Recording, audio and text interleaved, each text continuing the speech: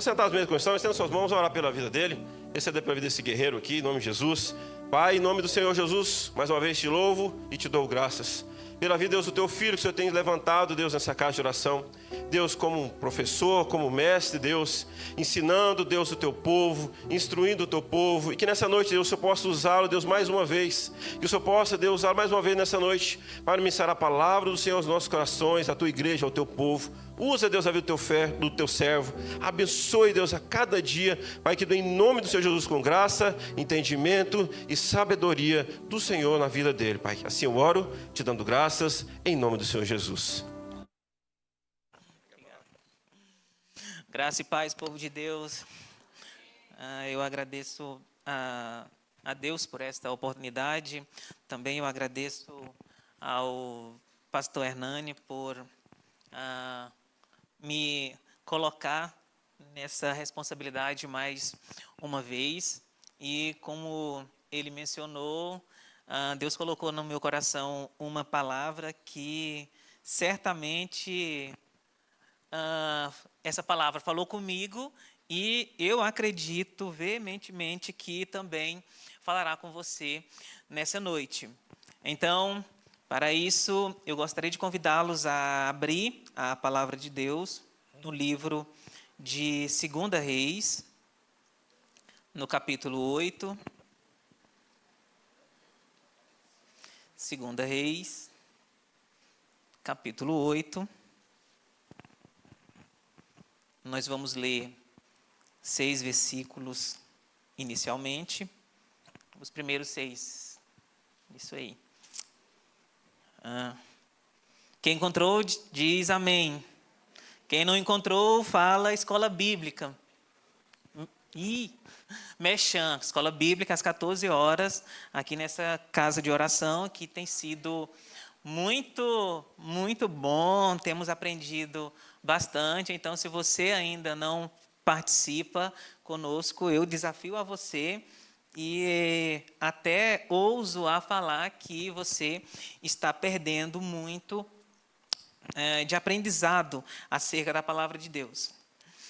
Irmãos, 2 Reis, capítulo 8, versículo 1, fala o seguinte: falou Eliseu àquela mulher, cujo filho ele restaurara a vida, dizendo: levanta-te, vai com tua casa e mora onde puderes, porque o Senhor chamou a fome, a qual virá sobre a terra por 7 anos. Versículo 2. Levantou-se a mulher e fez segundo a palavra do homem de Deus. Saiu com os de sua casa e habitou por 7 anos na terra dos filisteus. Ao cabo de 7 anos, a mulher voltou da terra dos filisteus e saiu a clamar ao rei pela sua casa e pelas suas terras. Verso 4. Ora, o rei falava a Geazi, moço do homem de Deus. Aqui eu faço um parêntese. Repita comigo, Geazi, moço do homem de Deus. Só mais um parêntese. Esse Geazi, ele era um discípulo do profeta Eliseu. Mas vamos continuar. Ora, o rei falava a Geazi, moço do homem de Deus, dizendo: conta-me, peço-te todas as grandes obras que Eliseu tem feito. Contava ele ao rei como Eliseu restaurara a vida ao morto, quando a mulher, cujo filho ele havia restaurado a vida, clamou ao rei pela sua casa e pelas suas terras. Então disse Geazi: ó rei, meu senhor, esta é a mulher, e este é seu filho, a quem Eliseu restaurou a vida. Versículo 6. Interrogou o rei a mulher, e ela lhe contou tudo. Então o rei lhe deu de um oficial, dizendo: faze restituir-se-lhe tudo quanto era seu e todas as rendas do campo, desde o dia em que deixou a terra até agora. Graças a Deus. Povo de Deus, esse texto que nós acabamos de ler, na verdade, é um segundo acontecimento que ocorreu na vida de uma mulher Mulher essa que a Bíblia nem diz o nome. Só fala uma mulher sunamita. No verso 1, esse texto ele já começa falando o seguinte: falou Eliseu àquela mulher cujo filho ele restaurara a vida. Alguém pode me questionar, tá, mas de onde surgiu essa história? Eu convido vocês a voltarem um pouquinho no mesmo livro de segundo Reis, no capítulo 4. Vamos ler só mais um versículo para contextualizar. No capítulo 4, verso 8, fala o seguinte: certo dia passou Eliseu por Sunem, onde se achava uma mulher rica, a qual o constrangeu a comer pão. Na NVI vai dizer que esta mulher, ela insistiu ao profeta Eliseu a ter uma refeição na sua casa. Continuando. Daí todas as vezes que passava por lá, entrava para comer. Nesse versículo tem mais uma informação dessa mulher sem nome. Está dizendo que passou Eliseu por Sunem. Sunem é a cidade pela qual esta mulher morava, e daí também é o motivo pelo qual essa mulher é chamada na Bíblia de mulher sunamita. O local que ela vivia era essa cidade chamada de Sunem.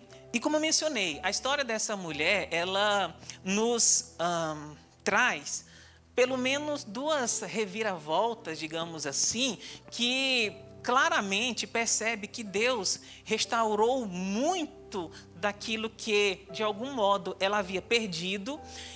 Por isso, o tema dessa minha mensagem é quando Deus restaura. Repita comigo: quando Deus restaura.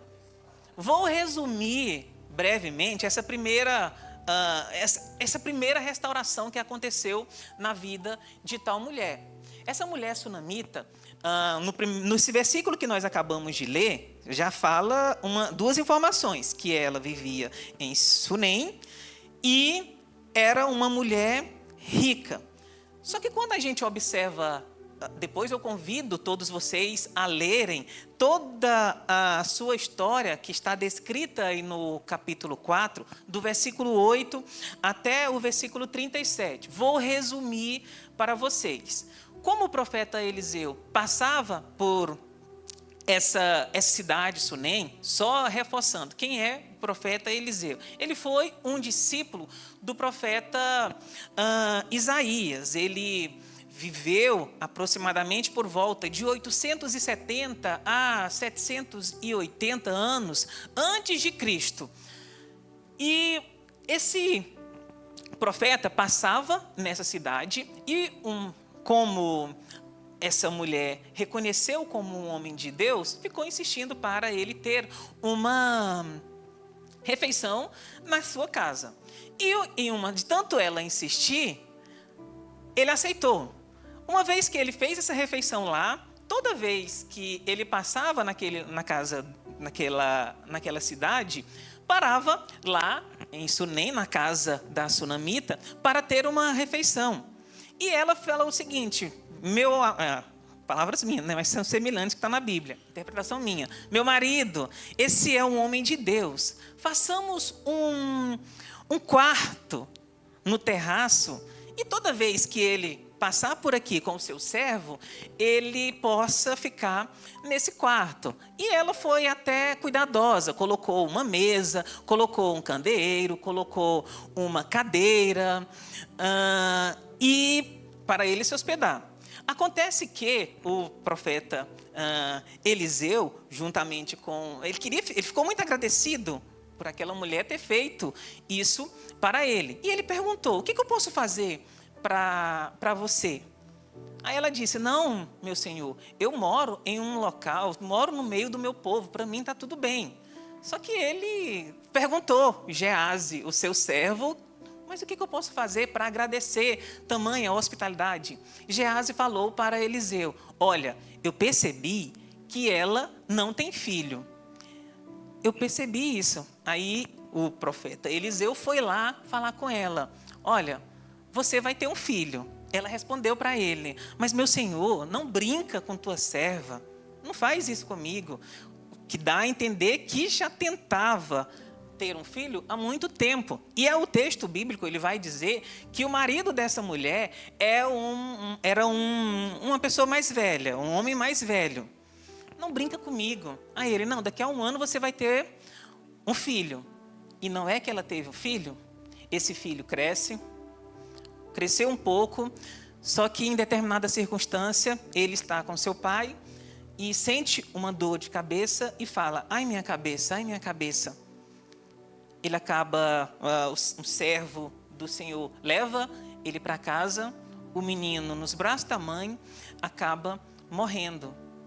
A sunamita, ela não aceita essa morte e vai atrás do profeta Eliseu novamente. Chegando lá, ela vai falar para o profeta Eliseu, meu senhor, eu não te pedi nada e você foi meio de bênção na minha vida, mas agora ele morreu e eu não aceito isso. Dá um jeito. O profeta Eliseu, ele vai, eu estou resumindo bastante, ele vai à casa dela, ele tranca no quarto, faz muitas coisas, coloca seu corpo sobre o corpo do menino e depois de vários procedimentos, o menino volta à vida. Então, esse é a primeira grande restauração que acontece na vida dessa mulher sunamita. Uma restauração bem grande. Ela tentava ter filho há muito tempo, imagino eu. Quando acontece essa bênção, o menino cresce, ele morre e, mesmo após a morte, através do profeta Eliseu, o menino volta à vida. E como eu mencionava, o texto que nós lemos inicialmente é a segunda grande restauração, que pelo menos na Bíblia vai estar retratando, que aconteceu na vida dessa mulher. E no verso 1 já vai mencionar, falou Eliseu àquela mulher cujo filho ele restaurara a vida. Agora vocês entendem de onde surge esse versículo. O escritor do livro de Reis, ele não escreve de maneira cronológica. É tanto que é comum a gente ficar indo e voltando para entender determinadas circunstâncias.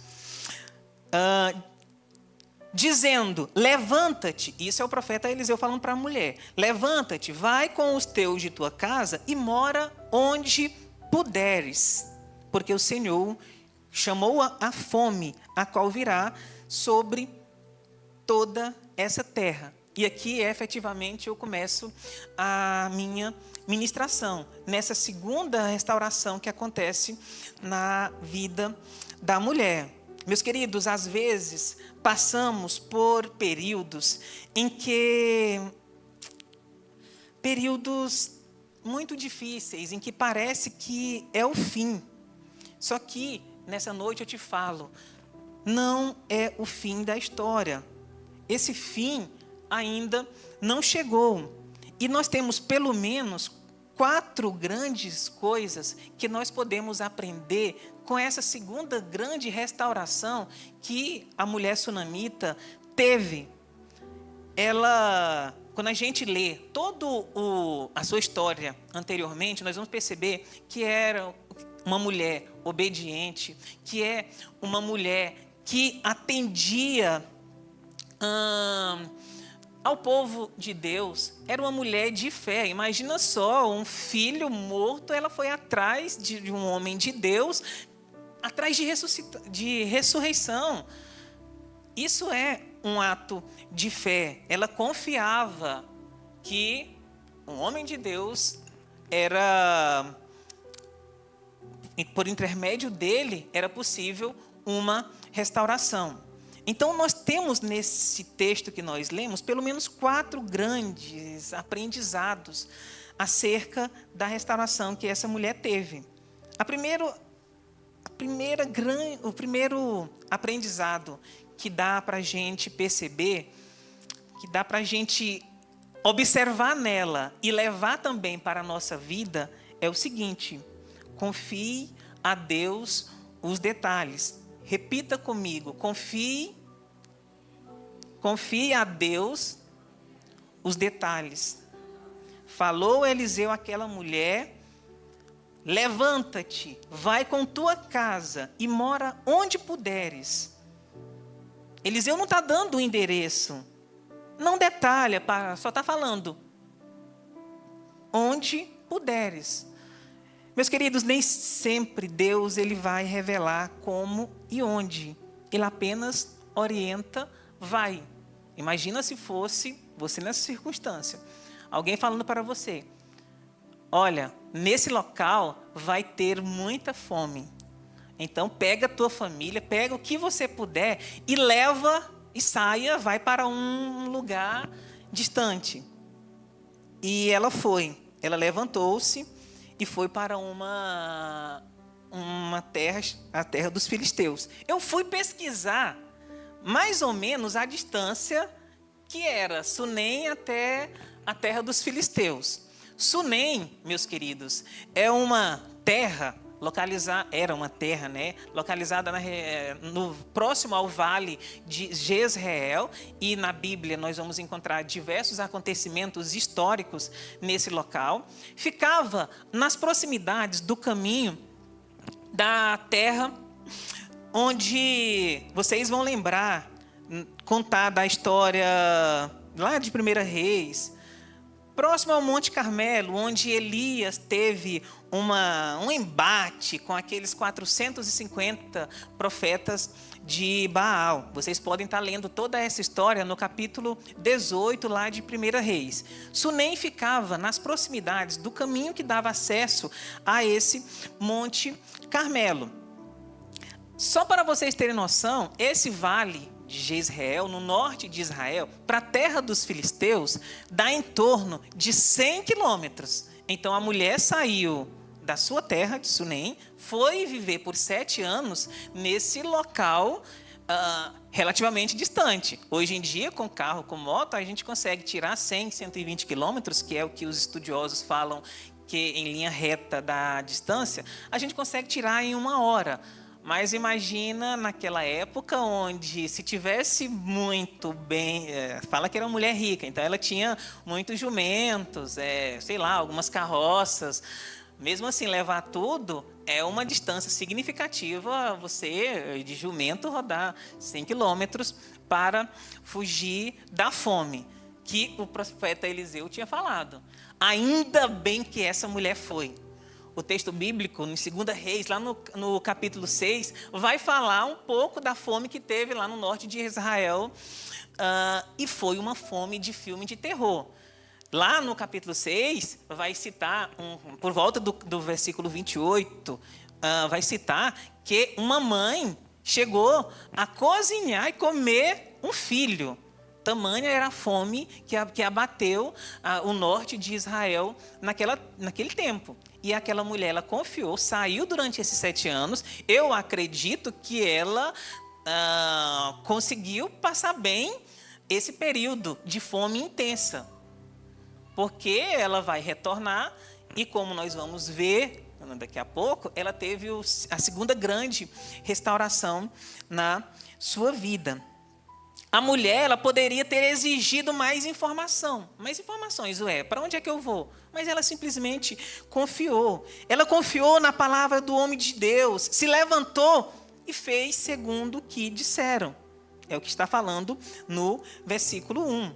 E aqui tem algo que nós podemos levar na nossa vida, o que eu comentei anteriormente, dá para entregar os detalhes a Deus. Sabe por quê? Porque Ele já está nos lugares que nós vamos colocar os nossos pés, onde nós iremos pisar. Uma vez que nós confiamos efetivamente em Deus, nós acreditamos que Ele vai estar naquele local que eu chegarei. A confiança começa quando a lógica termina. O salmista Davi, ele tem uma convicção em Deus que é invejável. Eu peço o pessoal da mídia para me ajudar. Projeta, por gentileza, o Salmo 139. Salmo 139, versículo 1. Só para corroborar um pouco mais acerca de que nós devemos entregar a Deus os detalhes. Senhor, o salmista, a convicção do salmista Davi: Senhor, tu me sondas e me conheces. Pode continuar até o 3. Sabes quando eu me assento e quando me levanto. De longe penetra os meus pensamentos.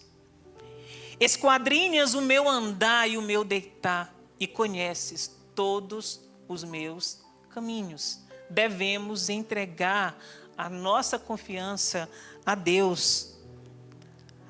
Ele já está nos lugares onde você vai pisar. Perceba nesse salmo, ele conhece os meus caminhos. Paulo também acreditava piamente na confiança de Deus, e ele fala isso em diversos versículos, mas eu gostaria de projetar Romanos 8, 28. Olha como Paulo também acreditava na provisão de Deus. Sabemos que todas as coisas cooperam para o bem daqueles que amam a Deus, daqueles que são chamados segundo o seu propósito. Todas as coisas cooperam para aqueles que amam a Deus. Então, meus amados, devemos confiar os detalhes a Deus.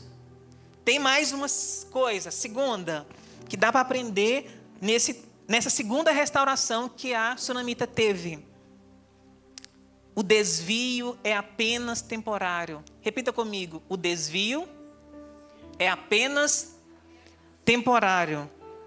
Observe no versículo 2: levantou-se a mulher e fez segundo a palavra do homem de Deus. Saiu com de sua casa e habitou por 7 anos na terra dos filisteus.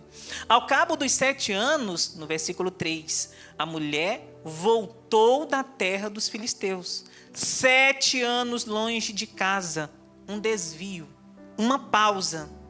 Mas a jornada tinha um prazo de validade. Esse período difícil iria acabar.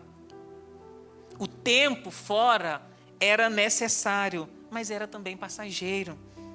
O plano de Deus não estava anulado, estava apenas em curso.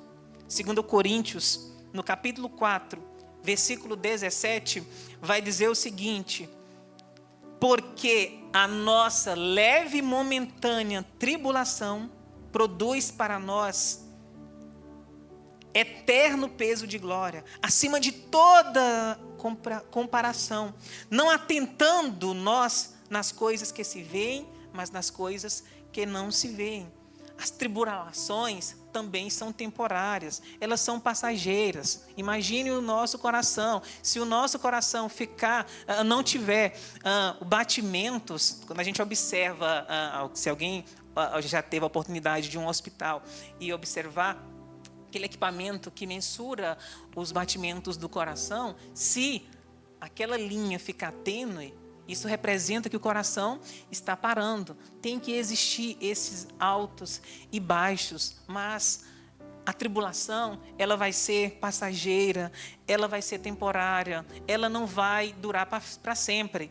A mesma coisa é a felicidade. Imagina que, pastor, toda vez que eu te perguntar, que eu encontrasse com o senhor, eu falasse: pastor Hernande, como que o senhor está? Não, está tudo bem, está tudo mil maravilhas. Aí eu pergunto a primeira vez, vou perguntar a segunda, na terceira vez vai ficar sem graça. Não vai dar nem vontade de conversar com ele, porque só tem coisa boa para contar. Mas não, quando tem alguma tribulação, eu não estou falando que é bom passar por tribulação, mas é necessário, é passageiro. Mas quando eu vou falar alguns perrengues, não é mais interessante? Olha só o que eu passei. Eu não ia falar não, mas eu vou falar. Eu peço licença para quem já escutou o meu testemunho em outras oportunidades, especialmente lá nos pequenos grupos. Todo mundo sabe, ou pelo menos a maioria sabe, o local que eu trabalho. E era um sonho antigo. um sonho antigo assim, né? Eu não tenho tanta idade, mas digamos que tenha começado lá em 2014. Mas em 2016 que o negócio começou a ficar sério. No concurso do local que eu trabalho, são várias etapas. Então, fazendo uma rápida... observando a cronologia. Eu comecei em 2016. 2016, olha só. Passava na primeira etapa. Na segunda, não, reprovava. Veio 2019, outra oportunidade. Passava na primeira etapa. Na segunda, reprovava de novo. 2021, vamos lá mais uma vez. Passar na primeira etapa. Na segunda, reprovava.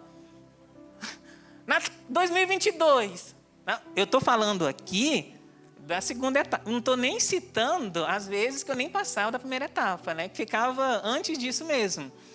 Mas veio 2022, mais uma oportunidade.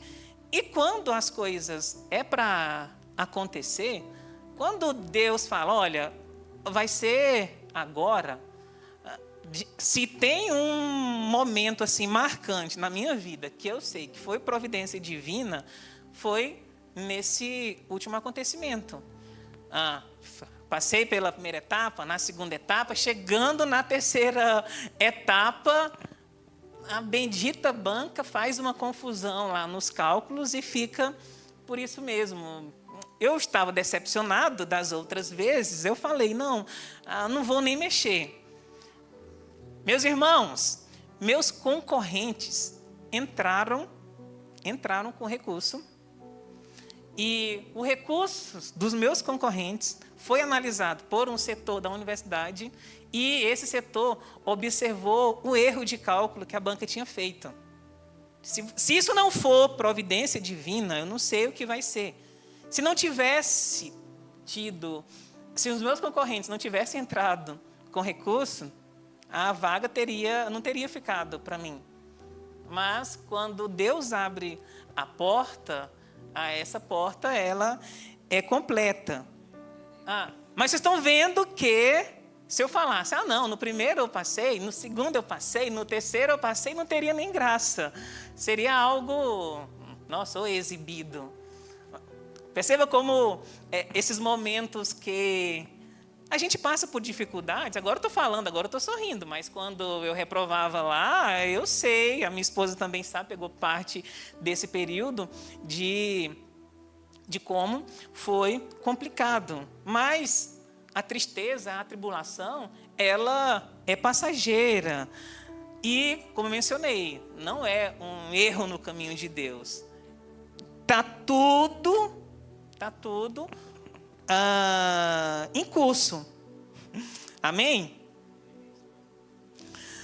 Tem mais uma coisa que dá para a gente aprender nesse texto que nós lemos. Terceira coisa, nós devemos evitar ficar amargurado e ressentido. No versículo 3, vai continuar. Ao cabo dos 7 anos, a mulher voltou da terra dos filisteus e saiu a clamar ao rei pela sua casa e pelas suas terras. Ora, o rei falava a Geazi, moço de homem de Deus, dizendo, conta-me, peço-te todas as grandes obras que Eliseu tem feito. Perceba, irmãos, que a mulher poderia ficar reclamando. Ela ficou 7 anos longe da sua terra. Aí ela poderia falar, mas ninguém me ama, ninguém me quer. Podia ficar se vitimizando. Nossa, eu tive que sair da minha casa. Mas, nesse capítulo 3, nós podemos perceber que ela foi direta. Ela foi confiante. Ela não, pelo menos no texto bíblico, não observo amargura nela. Muitos, depois de perdas, voltam com o coração ferido. E isso pode nos impedir de reconhecer o que Deus ainda quer fazer na nossa vida. Pessoas que ficam reclamando, se vitimizando, se maldizendo. Pessoas amarguradas. Essas pessoas, pode ter certeza, esse sentimento de amargura, de ressentimento, isso impede de reconhecer o que Deus ainda quer fazer na nossa vida. A palavra de Deus, ela vai ser clara ao dizer em Salmos 4:4: irai-vos e não pequeis. Consultai no travesseiro o coração e sossegai. Paulo ainda vai dizer lá em Efésios, no capítulo 4, versículo 26, uma continuação desse texto que eu considero aí dos Salmos que nós acabamos de ler. Não se ponha o sol sobre a vossa ira, nem deis lugar ao diabo. Quando ficamos com o coração amargurado, ressentidos, nós estamos dando lugar ao diabo. Nós estamos abrindo a porta para ele entrar com amargura, com ressentimento, com reclamação. Então, a provisão vem do alto, não vem do sistema, não vem da política, não vem de pessoas. É Deus quem abre as portas e ordena a restituição. E isso vai ser muito evidente na continuação do texto. Essa mulher, como eu mencionei, ela, como uma mulher do Antigo Testamento, ela viveu na época de Elias, que os historiadores contam de 840 a 780 antes de Cristo. Então, ela não teve um contato com os ensinamentos de Cristo. Mas essa mulher, ela conseguiu enxergar em um homem de Deus e depositou a sua fé na provisão divina. Agora, pense comigo. Imagine a seguinte situação. Se ela, sem conhecer Cristo, ela depositou a sua fé em um Deus único, agora imagina nós, cristãos, que sabemos que tem alguém que morreu pelos nossos pecados, que tem alguém que podemos confiar. Imagina só, nós temos um Cristo que ela não teve naquela época e teve a sua vida transformada. E nós temos esse Cristo, e uma vez que Jesus entra na nossa vida, não adianta, a vida ela vai ser transformada, e muito transformada mesmo. Amém? Meus queridos, não permita que a dor no período ruim roube sua esperança na promessa. Lágrimas não são fracassos. Não, lágrimas são fracassos. Está passando por um momento difícil? Precisa chorar? Pode chorar. Todavia, não deixe o seu coração encher de amargura, de ressentimento, porque isso sim, isso pode te afastar e muito da presença de Deus. Amém? Tem mais uma coisa que nós ainda dá para aprender, dá para trazer à nossa vida uma aplicação prática nessa palavra. Nós temos que lembrar que Deus, repita comigo, Deus é quem provê. Quando a gente lê no versículo 5, olha a provisão divina na vida daquela mulher. No versículo 5, contava ele é Geazi, o servo do profeta Eliseu, ao rei, como Eliseu restaurava a vida do morto. Quando o Geazi estava contando a história para o rei, e a mulher chegou lá. Dá para entender na minha versão que parece que foi meio simultâneo. Tá bom que talvez não tenha sido tão simultâneo, mas quem escreveu o texto foi feliz nessa parte. Contava ele ao rei como Eliseu restaurava a vida do morto. Quando a mulher cujo filho ele havia restaurado a vida, clamou ao rei pela sua casa e pelas suas terras. Então disse Geazi, observa comigo, ó rei, meu senhor, esta é a mulher e este o seu filho a quem Eliseu restaurou a vida. Versículo 6, interrogou o rei a mulher e ela lhe contou tudo. O Geazi contando para o rei a história, a mulher chega, que teve o filho restituído, E o rei fica admirado com aquela situação, com aquele acontecimento que o profeta Eliseu havia feito. E o rei fala o seguinte: fazei restituir-se-lhe tudo quanto era seu e todas as rendas do campo, desde o dia em que deixou a terra até agora. Meus irmãos, essa história da mulher sunamita nos mostra que Deus não apenas restaura bens, ela restaura dignidade. Ele restaura dignidade, Ele restaura honra, Ele restaura propósito. Ela saiu obedecendo, confiando, mesmo sem saber o que encontraria no caminho. Passou 7 anos longe de tudo que era seu. Poderia ter voltado frustrada, poderia ter voltado amargurada, ressentida, até porque ela não sabia efetivamente como seria a fome na terra do norte de Israel. Mas ela voltou com fé, com confiança, foi reivindicar aquilo que era seu. E no momento certo, Deus já havia preparado tudo. Observe, Geazi estava falando dela ao rei. O rei estava com o coração sensível. O favor foi liberado e a restituição veio, completa e abundante. Completa e abundante. Se você está passando por um momento difícil, eu falo que é um caminho temporário. Vai passar. E, se for da vontade de Deus, se você tiver fé, essa restituição pode acontecer ainda hoje. Pode acontecer ainda hoje. Isso nos ensina que quando Deus decide restaurar, Ele não devolve apenas o que foi perdido, mas Deus também restaura aquilo que foi deixado para trás. Aquilo que parecia esquecido e até mesmo o tempo que passou. Deus, Ele não se esquece de quem o serve com sinceridade. Não se esquece, pode ter certeza. Deus não ignora a fidelidade no tempo de escassez.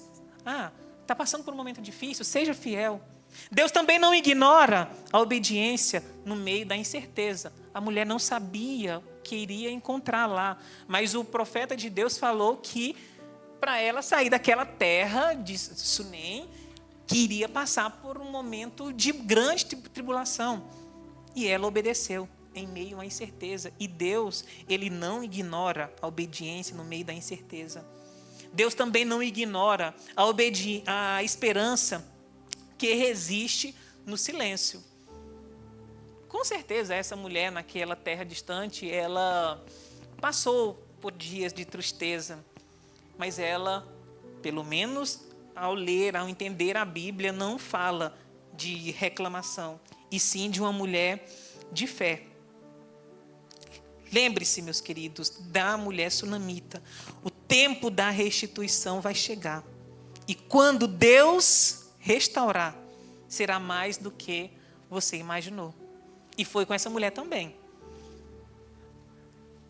No final do versículo 6. Fazei restituir-se-lhe tudo quanto era e todas as rendas do campo, desde o dia em que deixou a terra até agora.